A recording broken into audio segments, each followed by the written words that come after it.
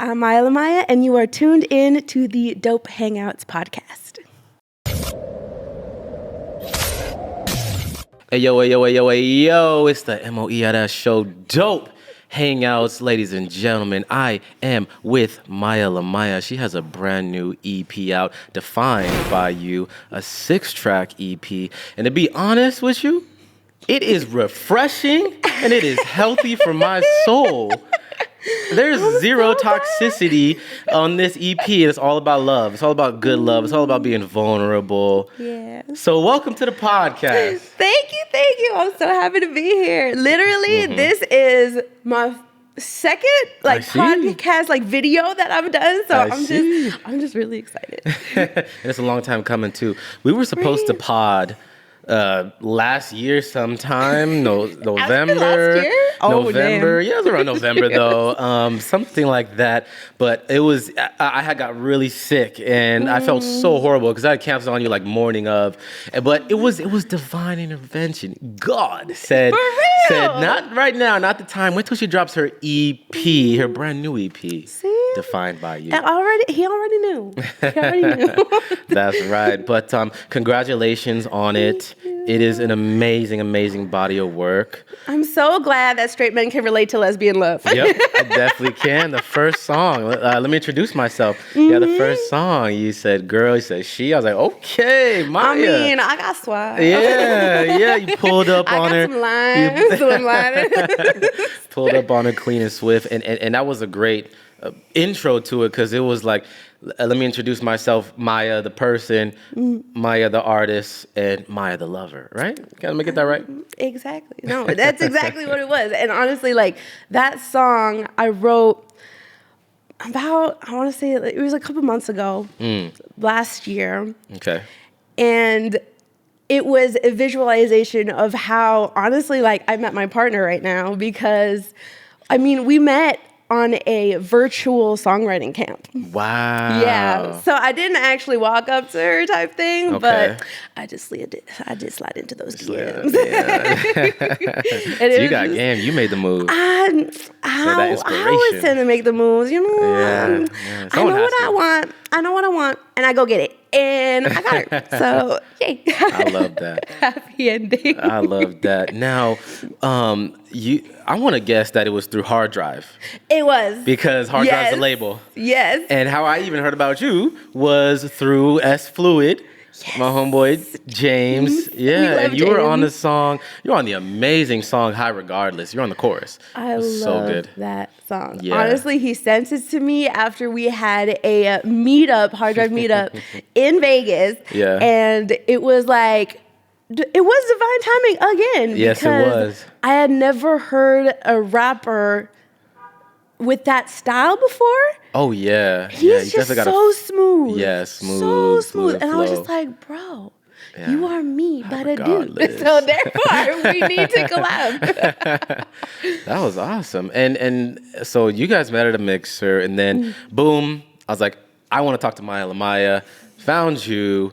And that's kind of the essence of when I say no one's got us like us. If I'm talking to anybody new, it's because I met them through an artist that I knew, an entrepreneur that I knew. That's the only way I'm talking to people. You know what I'm saying? Like if I know you from a friend of a friend, or if I think your style is really dope, you know, I'll try to reach out if I don't know you through anybody. But I love that Hard Drive is giving you guys just that platform and that community. Community's huge. I've been following them for like probably 2 years, I would say. And then I started seeing all my people on there. I was like, what the fuck? Hard Drive's doing big things, though.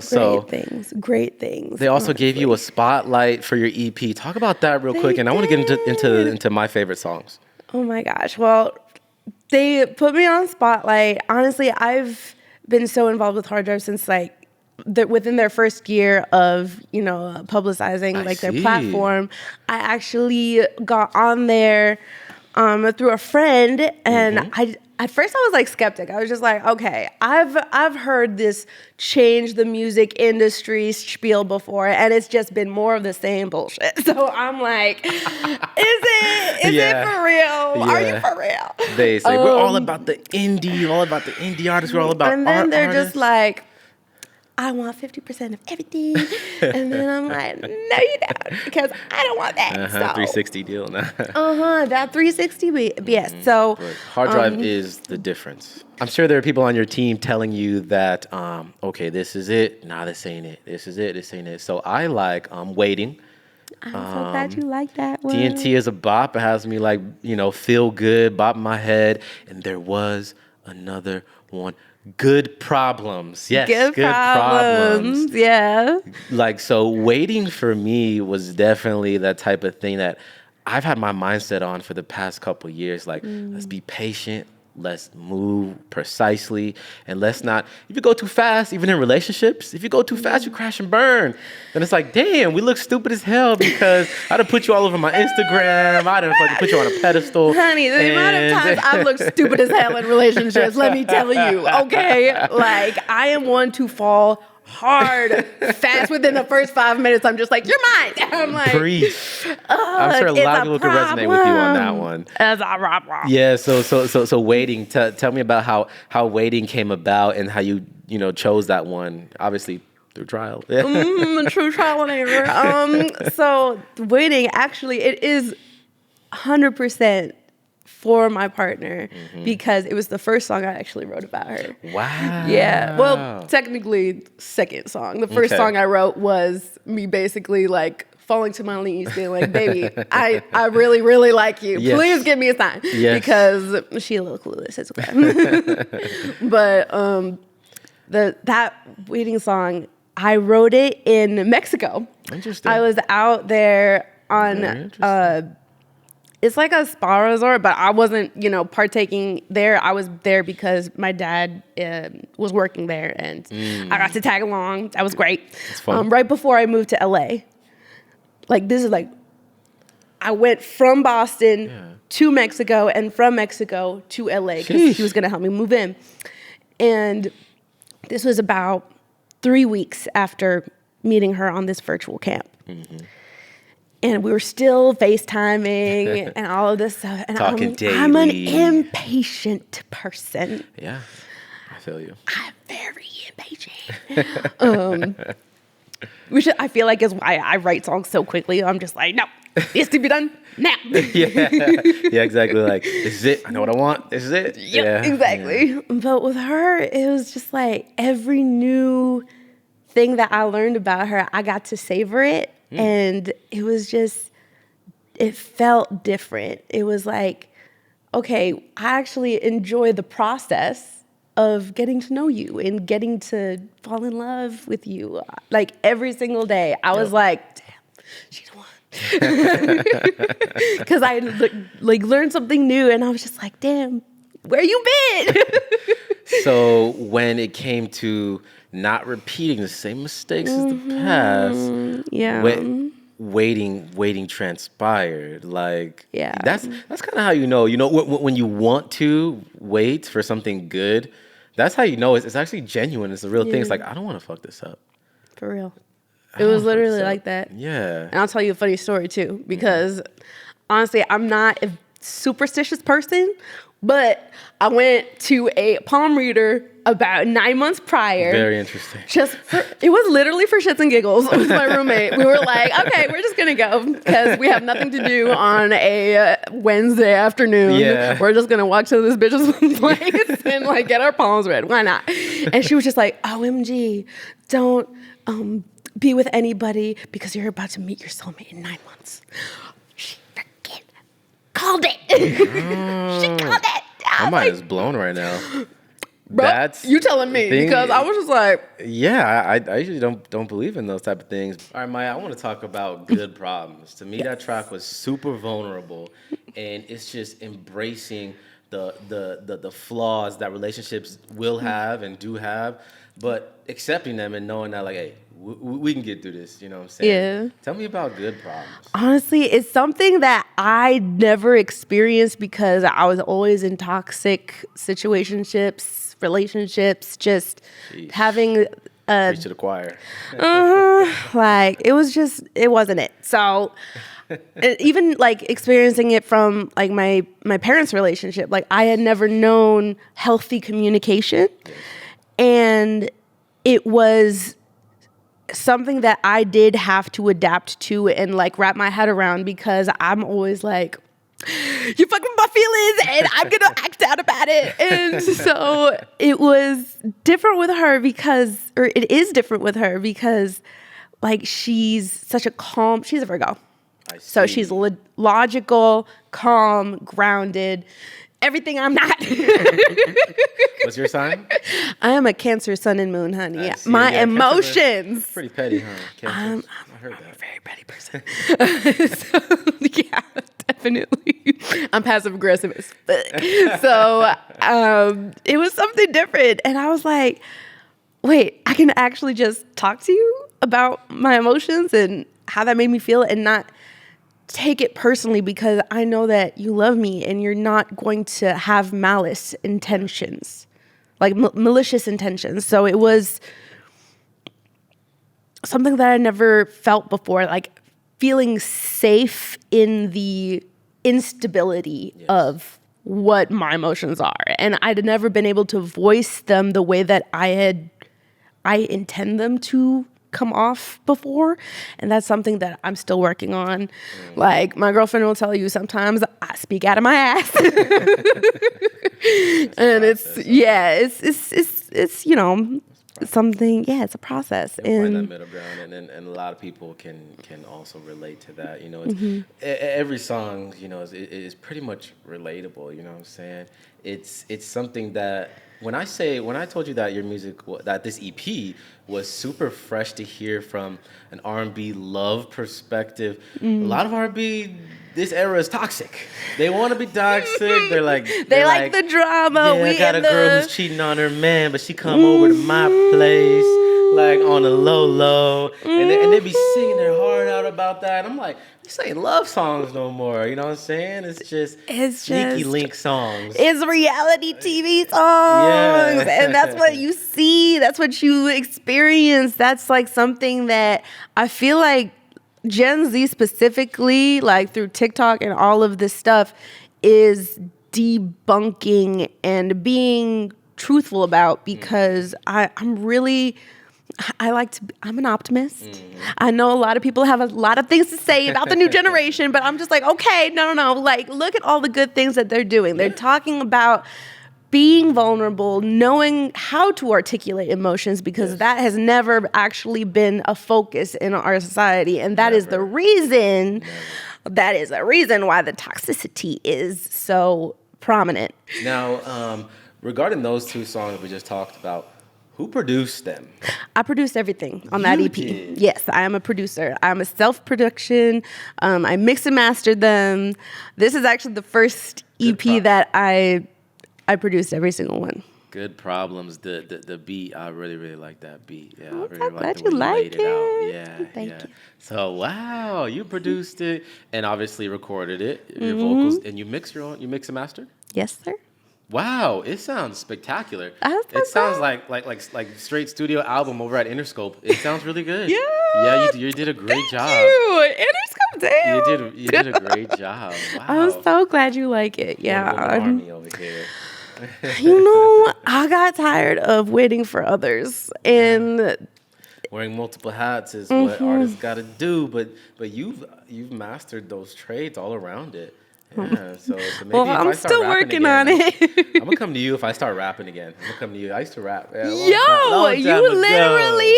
Long time ago. What? Yeah, I'll hire you. So you got really I got it. I got you. Oh, you have to start rapping again, because I might have to.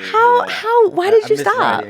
I miss writing. I was kind of the same thing, but like I didn't give up on it. I miss writing every day, and in my head, I kind of coming up with jams and stuff, but. It was investing. I invested a lot, a little too much into traveling, into hiring people, into marketing. It wasn't going nowhere, but you know, also too 50%. I just kind of blame myself. You know, I just kind of like just wanted to chill and got exhausted. But you know, it's never too late. I still love the craft. I'll probably make 1 or 2 songs or even an EP.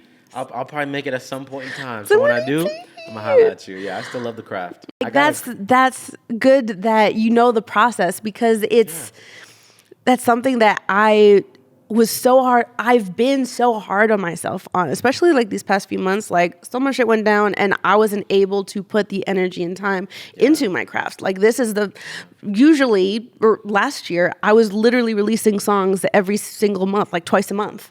I see. And this Still EP, steady, though. yeah, Moderate, steady.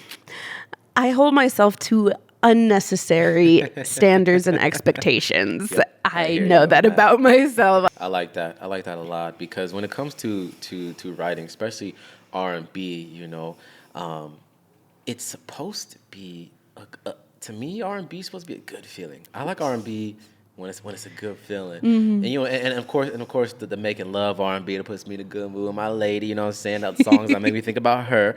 So I got you. this question I want to transition to is with your EP. Versus what R&B kind of is for the most part right now. Why do you think most R&B is toxic and wants to talk about not one person, but being with multiple people and mainly only sex instead of the feeling that they give you before sex? Why do you think our R&B is turned that way as a writer, Honestly, I do believe that within the music industry, within the early 2000s, was sex sells. True that. And pain sells. That's been a common theme that I have noticed within growing up, just listening to many genres of music.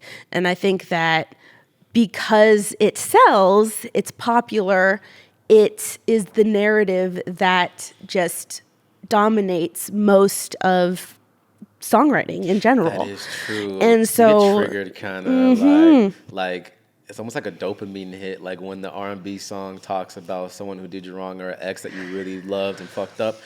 You're like, damn.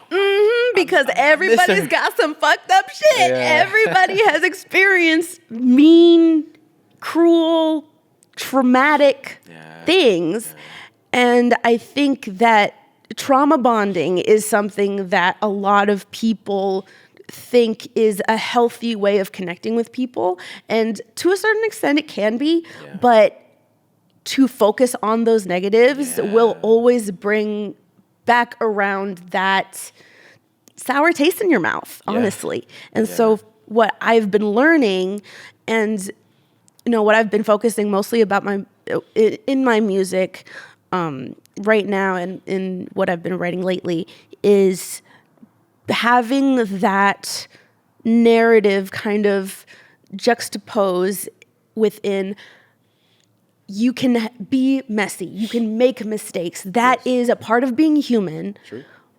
But ultimately, how do we learn from that experience? And how can we, just better ourselves, show more grace? Yeah. At some point, you gotta lift yourself out of that rut. You can't be just dwelling in sad songs all day, especially as a listener myself. I remember, there was a season I just kept listening to very sad R&B songs, and that was my thing. I was riding the sad R&B songs, thinking about dumb shit. Like, wait a minute, what the fuck am I doing?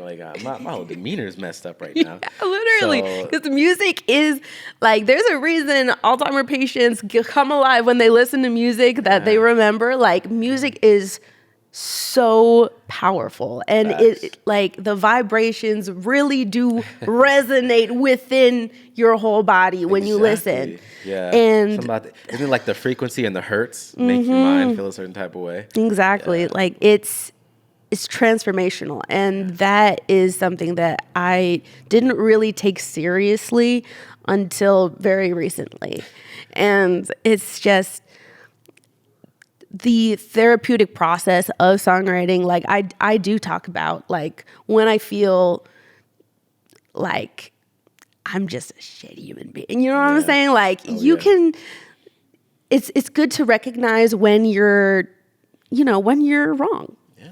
And I feel like that's something that so many people that's their fear, is being wrong. Yeah. So many people want to be right. 100%. And it doesn't accomplish anything.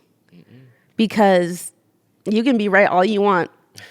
If that's your narrative, you're not going to grow from that. And it's I said this before. I was like, okay, if you're right all the time, you're trying to tell me how I'm living and how I'm doing everything's wrong. So yeah, you gotta definitely realize that you're human. No one's perfect. Because if you think you're God or an angel, you'll fall from grace very quickly. And I think that, like, I'm personally not very religious, but spiritually, I do believe we are all from the same cloth, from the same energies, and like, we reflect each other Yeah. on like a molecular level, Yep. and so it's easy to think that your experience is the only experience because there's a reason why it's called the universe. Like, you can only experience things through your point of view, through your perspective. And honestly, I'm not even talking to you right now. I'm talking to the version of you that I have created in my head right now. Technically, like, I don't have your same background. I don't know your, thought process.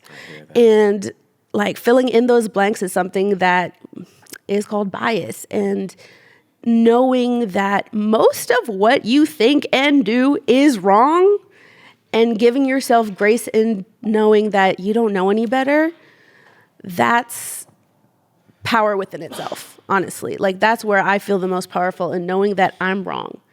Because the only place that you can go from there is up.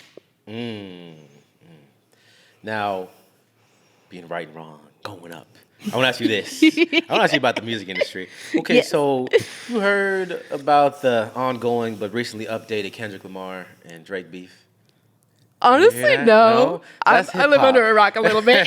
No, or the R&B rock. But that's hip hop. But the question that I want to ask is, why do you think that hip hop has so much beef in bars, but R&B doesn't? But I feel like just because you're a singer, you can still be a tough person on the outside. Like, nobody can fuck with you on the outside. You don't tolerate disrespect. But why do you think hip hop, we want to give disrespect and serve up disses in bars, but R&B, you don't see much beefs in R&B. You know what I'm saying? You don't see. But even though in real life they probably might be beefing in real life, but they don't make any diss songs about each other in R&B. What do you think the big difference is? R&B and pop, I feel like, also live within that same realm.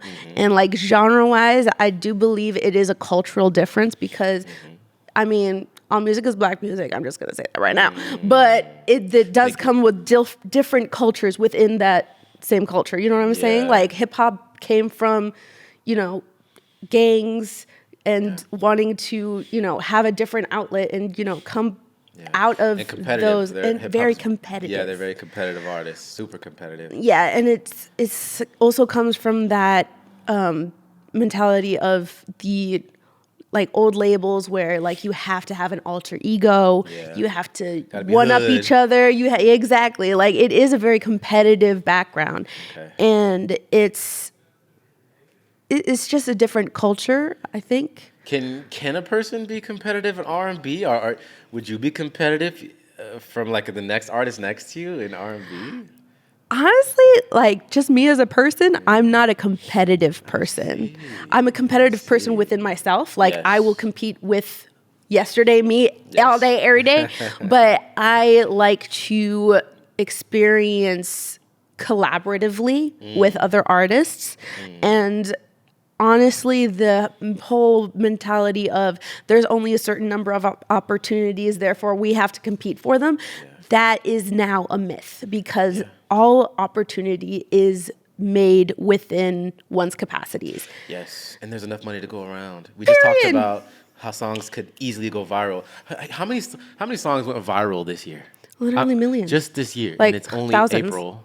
Yeah. They already have like a whole radio station like dedicated to viral TikTok songs. Yeah, it came and went. And those are only pieces of that person's song. You got to go find the whole song, and it's streaming on iTunes, whatever the case may be, but it's pieces. So that's the crazy part. There's enough to go around. Let me ask you this. Where do you see yourself as an artist in the next 12 months?